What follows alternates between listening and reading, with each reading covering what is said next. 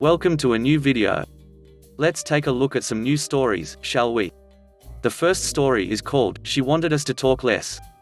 As a group of about 8, we had worked on projects for this employer before. And in general, we had a reasonable amount of experience in the industry. We were put on a small project with a new team leader, who we will call Alex. And when I say new, Alex had just graduated that year, and just got her professional certification to be eligible for this work at all less than 2 months prior.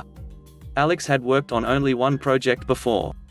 I know that because Alex was placed by me on that project, so I could be a resource while she learned the ropes. A lot of people were upset. I was not, but I did understand their sentiment and did think several of them were significantly more qualified to be team leaders than Alex. I had zero desire to be a team leader. As we get to work on the project, people encounter various issues. Issues with our software, or in interpreting the guidelines as they apply to this project. They tend to go to the most experienced people to ask for help with these things first.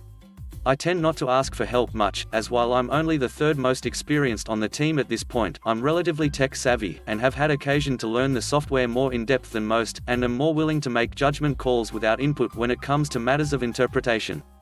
After a couple weeks, the most experienced people are no longer answering questions to help others. So they're coming to me. I was trying to keep my head down since I knew Alex was an issue for people, so I hadn't put it together yet. I get asked by Alex to come speak with the project manager, who says that I am being too chatty. And can I keep the chatter to a minimum? Alex isn't saying anything but has a certain look on her face. I put it together. I agree and go back to work. On break, the other two approach me and compare notes. The same thing happened to them. We figure Alex is upset and feels that people coming to us instead of her is undermining her position. We mutually agree to remain completely nonverbal when in the workspace in the future. All communication from us will be written. Alex was happy. No one was undermining her position by helping others. But Alex was also unhappy because no one would speak to her when she wanted to chat. I don't know who explicitly told the rest of the team, but one of them asked me if it was true. I confirmed. It spread to the other teams. Our project was wrapped up and we were given a new assignment. Our team was going to be joined with another for a larger project. Alex was going to be the team leader again.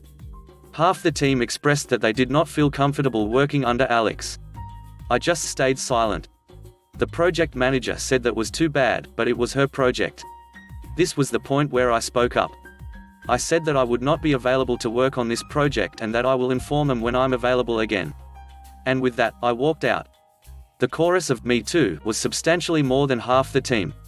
I was in the lobby with most of the others, on the phone with another employer checking to see if they had a need for 14 or so contractors when Alex came down the elevator and blamed me for losing the team leader position, and told everyone if they came back, someone else would be assigned. The next story is called, He Should Not Mess With Her. This story happened about 12 years ago. There is a neighborhood behind my parents' house that everyone would cut through to get to the freeway sooner. At the exit of the said neighborhood was a three-way intersection, all with stop signs. Almost everyone treated 2 of the signs as suggestions as the third direction didn't go anywhere. Now, most of the police in our area are laid back and easygoing and at the time would rather give you a warning than deal with the paperwork involved in giving a citation, with the obvious exception of when they had to deal with the occasional jerk. The motorcycle cops, this one, in particular, have a bit of a chip on their shoulders and their policy is if they pull you over, you get a ticket. Enter my sister. My sister is one of those people who seems to be a magnet for police, despite the fact that she annoyingly follows the rules. She was on the phone with my dad when she approached the intersection, stopped, and proceeded when clear. Textbook, or so any rational person would think. On this day, however, she encountered Officer Richard. He liked to hide in the bushes so he could nab everyone that rolled through these stop signs. And at this time, he decided to pull my sister over for the above reason. Only there was one tiny problem. She did actually stop at the stop sign. As the officer was walking up to her window, she put my dad on speaker so he could hear the whole thing. He said, "Good afternoon. Do you know why I pulled you over today?" "No. Not the slightest." "I pulled you over because you didn't stop at the stop sign." "Yes, I did. I always stop. Besides, you've been hiding here for the last 2 weeks. I'm not dumb enough to run a stop sign right in front of you." "Yes, well, you didn't stop long enough." "Pardon?" Did you just say that I did stop, but not long enough? Yes, I did. So, how long is enough then? 5 seconds, ma'am. My sister did say nothing and just took the ticket. Enter the neighborhood. Our neighborhood is pretty close-knit, so it didn't take long for the 5-second rule to go around. We were all getting tired of the officer screwing with everyone. And so we decided to comply. Excessively. Nearly everyone with a car made it a point to leave or enter the neighborhood through that intersection. Everyone would roll down their window as they approached, stick out their hand, make eye contact with him and would slowly count to 5 before proceeding. It was really very amusing, for us. After a week of this, we noticed that he is no longer hiding in the bushes. In fact, we didn't see him anywhere near our neighborhood for at least the next 2 years. Yes, that very sentence leads to an almost Judge Judy level traffic court experience. The look of incredulity on the judge's face when the officer admitted to saying that was well worth the price of admission. As an added bonus, most of the people in court that day were there because of him and that intersection, and because of his admission, the judge dismissed all of the failure to stop tickets with his name on it. The last story is called, Not Allowed to Make Repairs? It's about 7 years ago. I'm living in a trailer park because it was my own place and it got me the hell away from my parents and didn't cost me an arm and a leg for rent. Cramped. You bet. But living on my own was a freedom I can't understate. That came with its own price, though. The landlord was kind of lazy. Hell, I didn't even get a tank of propane when I signed the lease, I had to pay for it myself. But rolled into the rent was all utilities besides electricity, which, oddly enough, the landlord was responsible for adding that to our rent every month. Other than that, the landlord paid for everything. My trailer already had issues, mostly parts of it breaking from just old age. But one of the bigger things was the outdoor lighting. You see, there was this very small step that went up to the concrete platform my trailer sat on, and it was small enough that I have no idea why it was put there, but big enough that you'll easily trip over it.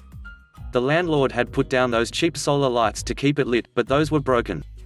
I brought it to the landlord's attention and got promises that it would get fixed. This went on for weeks. Finally, after a particularly bad day at work, I decided I had enough once I tripped over it for far too many times. I went to a store and picked up some better solar lights and stuck them where the old ones were. Finally, bliss in not having visitors and I trip up on their way to my front door. Or so I thought. A couple of days later, I come home from work. My solar lights are crudely ripped out of the ground and tossed aside, and there's a notice taped to my door that essentially said, residents are not allowed to make their own repairs or modifications to anything on their property. If you need anything, please contact your landlord. For those curious, for the entire year and a half I lived there, no, they never replaced the lights. I did, however, stick a directional light on the one outdoor light I was allowed to replace and aimed it right at the offending step. I just sighed angrily and went about the rest of my day. Now, remember when I said things were breaking on my trailer from old age? A few months later, I come home from work to hear running water near my trailer. I round the corner and noticed that the big water hose feeding my trailer water had basically disintegrated from being old and worn, and was spewing water everywhere. I also remembered that the landlord pays the water bill and they were lazy and never did anything. And when I did try to correct for their laziness, they went ham on me for daring to make my life somewhat better. So, I turned around, went back to my car, called my mother and asked if I could stay the night at her house, to which she agreed. Sure, I knew exactly where the shut-off valve was for the water line going to my trailer. Could I have engaged it? Sure. But seeing as the last time I did something good I was screamed at for making my own repairs, I didn't. The landlord was going to pay for all that water. And her laziness too. That hose should have been swapped long ago and wasn't. The landlord did try to hassle me over it. The irony is she lived directly adjacent to my trailer, so her not noticing the gushing water is next level laziness. But I pointed out that she specifically told me I'd get a paddle in if I tried to do anything on my own again, and figured I'd leave water issues to the professionals. And maintenance of the water system was never spelled out in my responsibilities to the property. She eventually got relieved of her job a couple of months after that whole thing went down.